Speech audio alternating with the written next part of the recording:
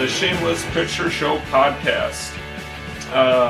I'm recording from home today, so I'm using my old setup, so apologies in advance if the sound quality is not up to the standards that you've come to expect from us. I won't know till editing exactly how it sounds. You'll notice that my wonderful co-host Michael Viers is not with today, and that's because I didn't invite him. Yeah, so there's that.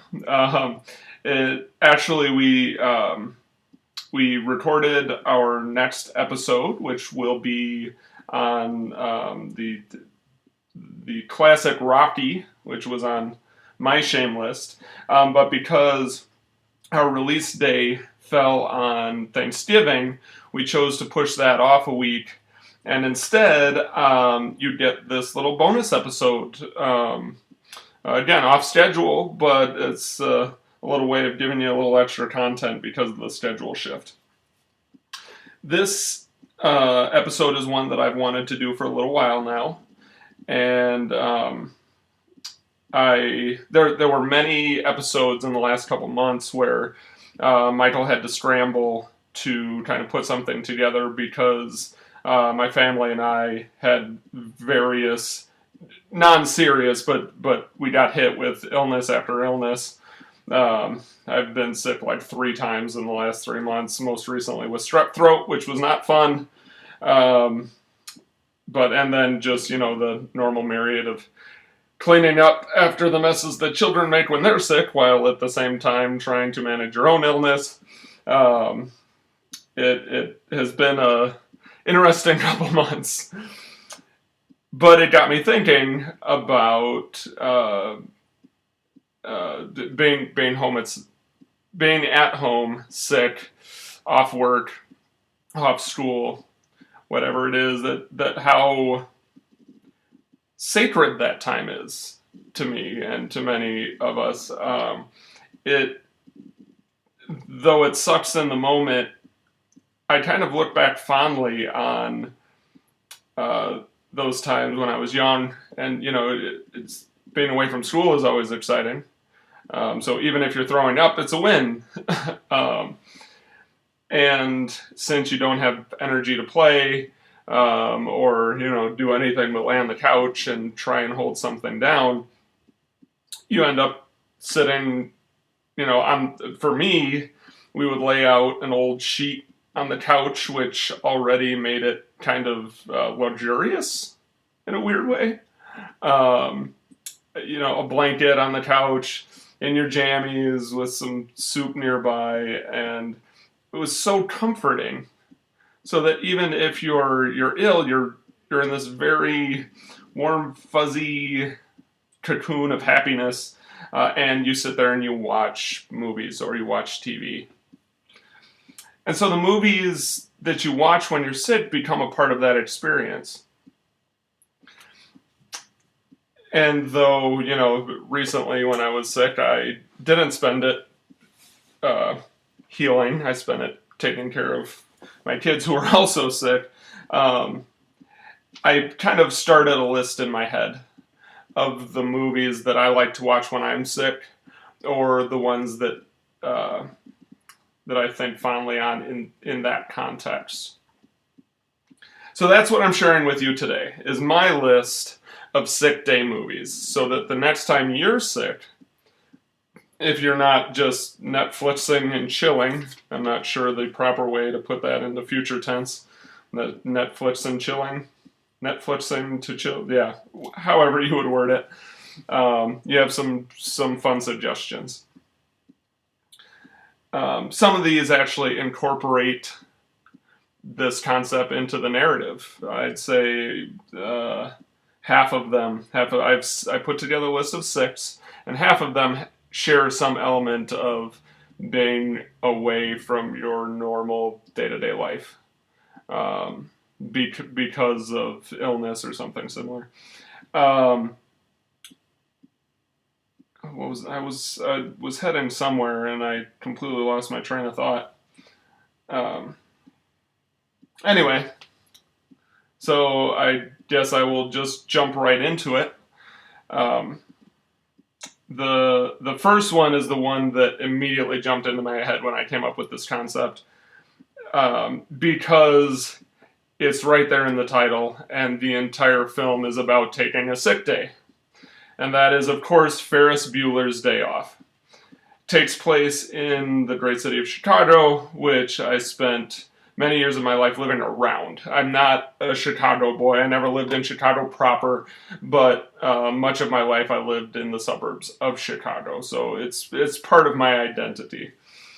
And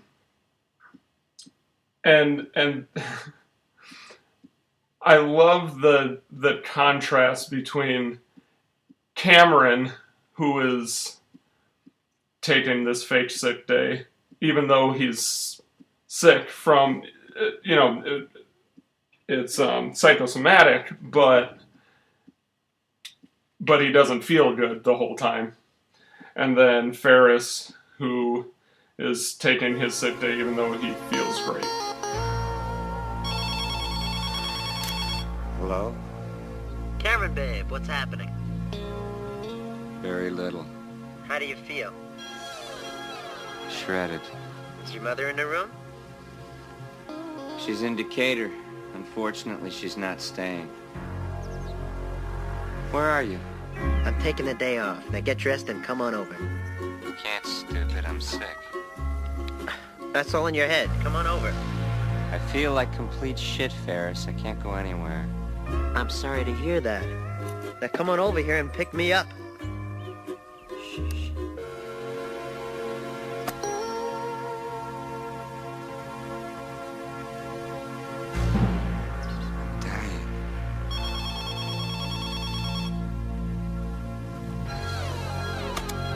You're not dying, you just can't think of anything good to do. If anybody needs a day off, it's Cameron. He has a lot of things to sort out before he graduates. Can't be wound up this tight and go to college. His roommate will kill him. When Cameron was in Egypt's land, let my Cameron go. Bouncing back to the school and all of the other students' reactions to Ferris being sick reminds you throughout their adventure away from school that they are in fact away from school. So it's this constant reminder that they're taking a sick day, which is what makes it perfect for this list. Every time they jump back to somebody holding, collecting money to save Ferris, which if you are at all into ska bands and haven't heard Save Ferris, the pop culture reference alone means you should check them out, but a band that I enjoyed in high school and college. Anyway, when they jump back, it reminds you as somebody at home watching being sick that, oh yeah, my normal life is just there, on the other side of all this. It's so funny and so irreverent that I know what I was going to do before. All right. I just caught my other Post-it here. I wanted to talk about, because it plays in here, what makes a good sick day movie, right? It's just me talking about a random list of movies if I don't define what it is that makes these movies fall into this category. I came up with 3 points that identify what makes a movie a good sick day movie. One is that it's familiar, right? That it evokes nostalgia. When you're sick, it's not necessarily the best time to crack into something new because your attention isn't there. You want something that if you take a 15-minute nap, you don't wake up again and jump right back into it without worrying about, wait a minute, how did they get to this point? So nostalgia is the first point. The second one, that it's light, easy to consume, even if you're familiar with a story like Shawshank Redemption doesn't feel like the right movie to be watching on a sick day because there is so much to absorb. So for me, I'm looking for something a little more surface level, or at least something that can be enjoyed surface level, even if there are deeper levels to it. If you're not in the mood to consume it in that deeper way, it still needs to be a good watch. And the third thing, and this is really, like, lots of things fall into those first two categories, but what really makes it a sick day movie for me is that it makes being alone and miserable at home something fun. And that's more than just being a fun movie, right? Like, there are lots of different ways that a movie can be fun, but you're in this very specific mindset. You're in your home in a way that you're not usually. Your house kind of feels different when you're sick because you're there at a time that you're not normally there, and with a different set of people. Either you're there alone or just with one parent who had to take off work to take care of you, when you're younger. That needs to be made fun. That's why some of these, including Ferris Bueller's Day Off, actually tie into being sick. The narrative includes this element of being away from your day-to-day life because of illness. That helps make that fun because they're going on an adventure or having things happen to them. And you can kind of be a part of that. So, back to Ferris Bueller's Day Off. Now that I have defined what we're actually talking about here, that all of these little vignettes that they have as they bounce around to all the different things that they're doing downtown. It's like if you fall asleep and you wake up as he is explaining that he is Abe Froman, the sausage chain of Chicago, you don't really care how they got there. You know that they're on this just kind of like tour of Chicago, being ridiculous, being kids, but acting like adults and trying to play themselves off as adults. And it's easy to consume in that way. Also, one of the best character descriptions within a movie itself comes from this film, and that's when Ferris describes Cameron saying, "Pardon my French, but Cameron is so tight that if you stuck a lump of coal up his ass, in 2 weeks you'd have a diamond." So there you go. Ferris Bueller's Day Off. It's number one on my list of things to watch when you're sick. The next one shows up on a lot of these lists because of the framing device, which is a kid at home, sick, being taken care of by his grandfather, who decides to read him the book that his father read to him, and that he read to his child, and now he is reading to his grandkid. And that, of course, is The Princess Bride. Hi, honey. Hi, Mom. You feeling any better? A little bit. Guess what? What? Your grandfather's here. Mom, can't you tell me I'm sick? You're sick. That's why he's here. He'll pinch my cheek. I hate that. Maybe he won't. Hey, how was this sickie? Huh? I think I'll leave you two pals alone. I brought you a special present. What is it? Open it up.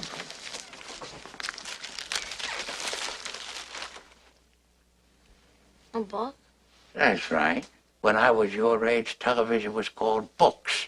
And this is a special book. It was the book my father used to read to me when I was sick, and I used to read it to your father. And today, I'm going to read it to you. Has it got any sports in it? Are you kidding? Fencing, fighting, torture, revenge, giants, monsters, chases, escapes, true love, miracles. Doesn't sound too bad. I'll try and stay awake.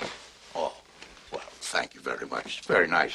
Though Fred Savage's character doesn't actively go on the adventure in the way that Ferris does in Ferris Bueller's Day Off, you get to experience the adventure of Story right along with him. And and you get that great setup where he's not really interested in the book. And, oh man, can't I play video games? Is this going to be a kissing book? Really? This is so boring. This is not what me as an 80s kid is into. By the way, love the Masters of the Universe on the back of his bed frame during all of those cutaways. Definitely harken back to my childhood and my adulthood. But I got to watch The Princess Bride again recently. When I wasn't feeling well, this was one of the ones that I actually watched when I wasn't feeling well. And it fits all of those hallmarks that I pointed out. Familiar and nostalgic to me. Obviously, it's on your shame list. First off, if you haven't seen it, it should be on your shame list. Add it right now. But for me, it's familiar and nostalgic. It's easy to consume. And it's an adventure. Because of that framing device specifically, it becomes an adventure that you're going along on by being on your couch watching TV. The third one that has a bit of this being away from school when you shouldn't be, or being out of the classroom when you shouldn't be, is, for me, another great one to watch when you're sick, The Never-Ending Story. I recently talked about this on an episode just as kind of a, hey, here's something that I watched again. Another great adventure. And it's so imaginative that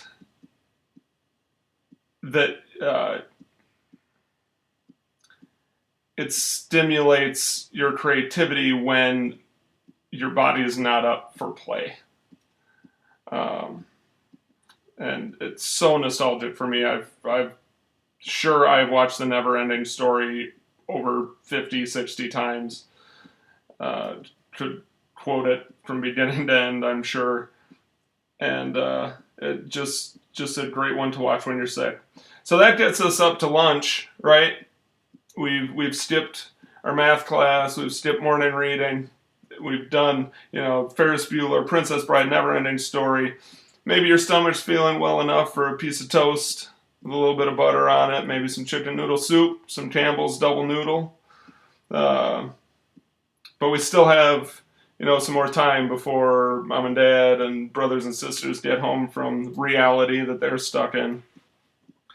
So I'm going to The Wizard of Oz. What about Dorothy? Yes, how about Dorothy? Yeah, Dorothy next. Yeah, Dorothy, Oh, I don't think there's anything in that black bag for me. well, you forced me into a cataclysmic decision. The only way to get Dorothy back to Kansas is for me to take her there myself. Oh, will you? Could you? Oh, but are you a clever enough wizard to manage it? Child, you cut me to the quick. I'm an old Kansas man myself, born and bred in the heart of the western wilderness.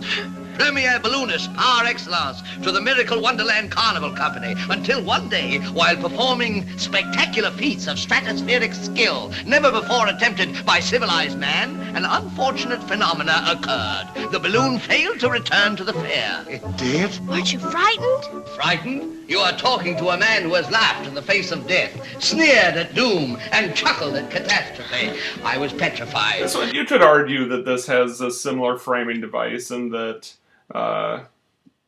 she's goes to bed, maybe knocks her head, maybe she's sick. They don't really say for sure.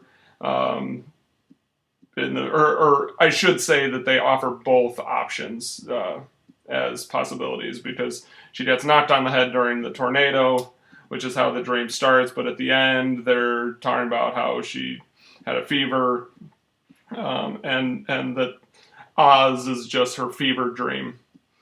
And that's something that you can appreciate when you're sick, especially if you're sick with a high fever or something, and you have those weird dreams. And waking up in the middle of you put on The Wizard of Oz, you fall asleep, you wake up in the middle of it, it fits. It just feels right. because your dreams are kind of crazy and chaotic. Definitely nostalgic. If there's somebody out here for whom The Wizard of Oz is not nostalgic, I would love to hear why. Because everybody should have seen it. Everybody should have seen it multiple times. It's a great movie, and has all of the extremely fantastical imagery that most nostalgia pieces have. There's no place like home. There's no place like home. There's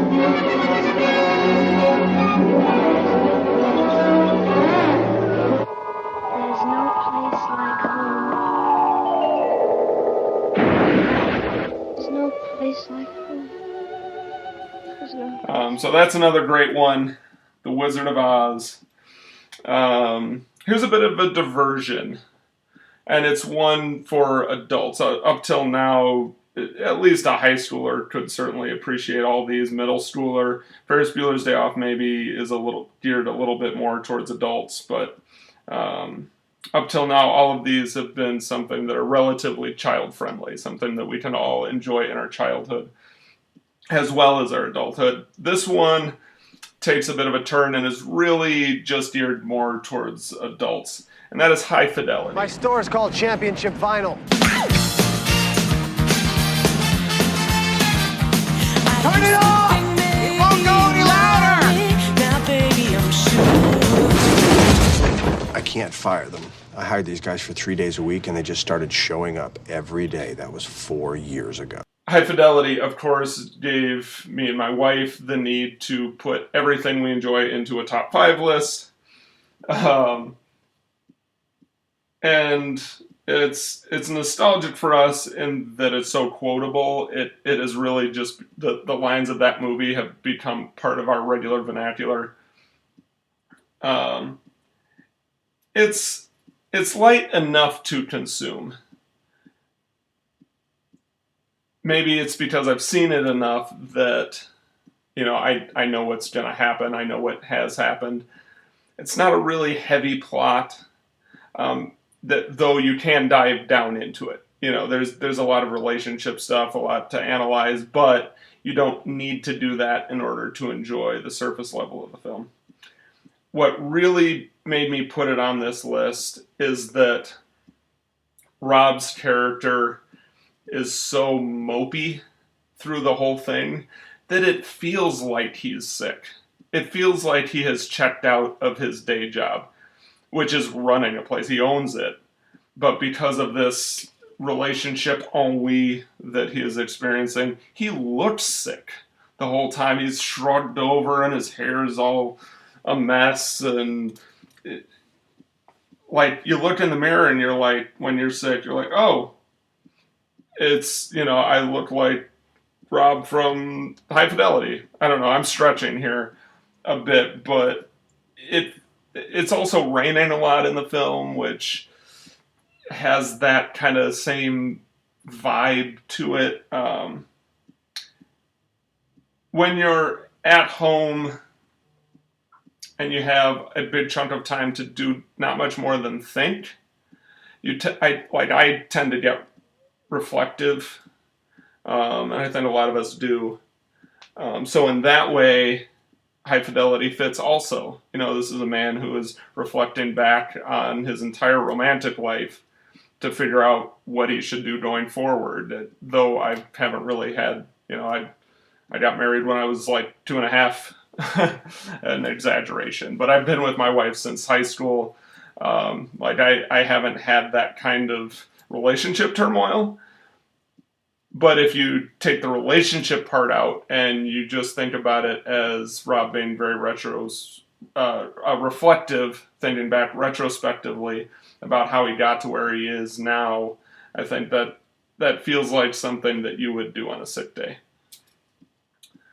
The final one, my last pick, is very personal movie. It's not one that a lot of people have seen, though when you find the few that have, they tend to be really passionate about it.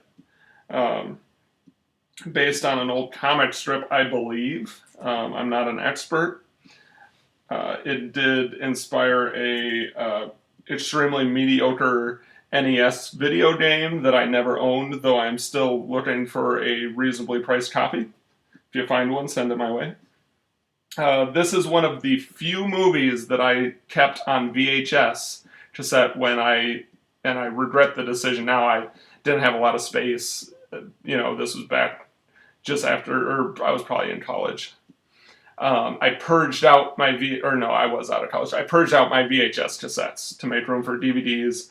This was back when we were moving like every year because, rents change and you got to do the next thing and do your fourth year and do this, that, and the other thing. It was a lot to box up. It was a lot to store. And DVDs were the next new thing. I did save about 10 VHS cassettes. And this is one of them. And that is Little Nemo Adventures in Slumberland. From the director of Home Alone. I'm really flying. Comes a magical tale for the entire family. Welcome to Slumberland, my boy. When a little boy has big dreams, anything is possible. Your Majesty, may I present Little Nemo? And every wish can come true. I hereby crown you Prince Nemo. Let the celebration begin. Take off on a wondrous adventure with a young explorer. It will be Prince Nemo's solemn duty to protect Slumberland from the Nightmare King as I have done. Who must save the life of a noble king. Nemo, give me the royal scepter! He's been taken away to Nightmare Land. Outmatch the power of a mighty monster. Ooh, pajamas do scare me so.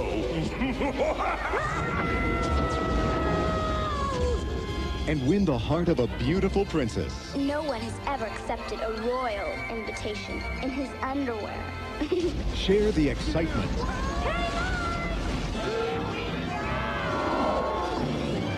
The laughter. I haven't had this much fun in years. Neither have I. The music of Little Nemo. With songs by Melissa Manchester and Academy Award winners Richard and Robert Sherman. This is great. Featuring the voice of Mickey Rooney as Flip. Oh, did anyone ever tell you you're kind of cute when you're angry? Now, let the child in your heart fly. Quite the prince you've become, my little Nemo. Little Nemo, Adventures in Slumberland. I fully plan on doing an episode on Little Nemo because I believe I've talked with this about Michael and he has not seen it. And he will probably feel similarly to it the way that he felt about the Phantom Toll Booth, which is like, yeah, it was all right. But he didn't connect with it in the same way that I did. So, Adventures in Slumberland, at least the film, I don't know the source material at all. But it's a very odd contrast because the imagery is so colorful in a very lighthearted cartoon style, but it's really dark. If you like nightmares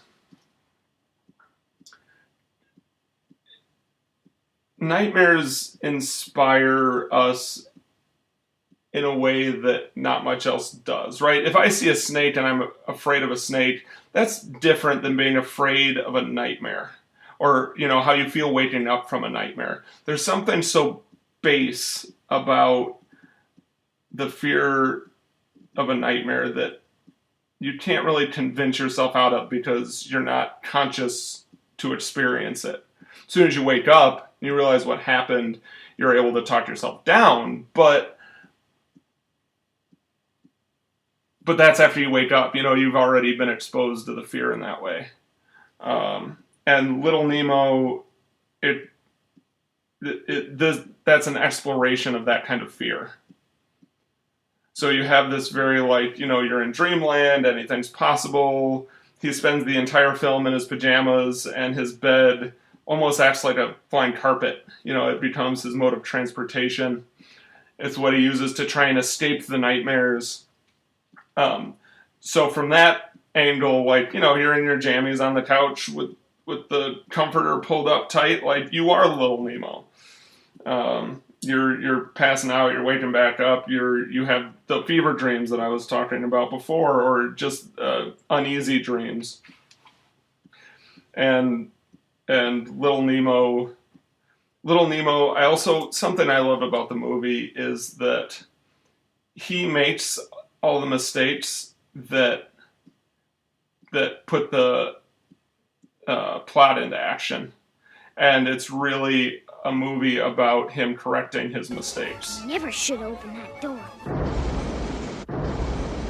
I've got to get the key back. Watch this for me. I'll be right back. Nemo, where are you going? Icarus!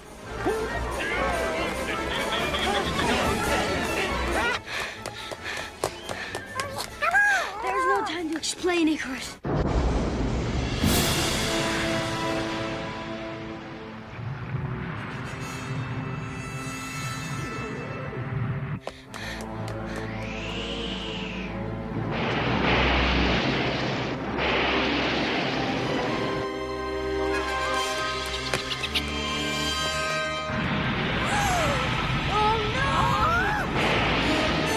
That's something that is important to me. I just had a conversation with my daughter the other day. She did something that's typical of a kid, and then she got embarrassed when she got called out on it. And, you know, I sat her down and reminded her, because it's something I've told her 100 times before, like, it's okay to make mistakes. Your dad has made a lot more mistakes than you have, right? What's important isn't to not make mistakes. What's important is that when you make mistakes, you recognize it, own up to it, and do your best to fix it.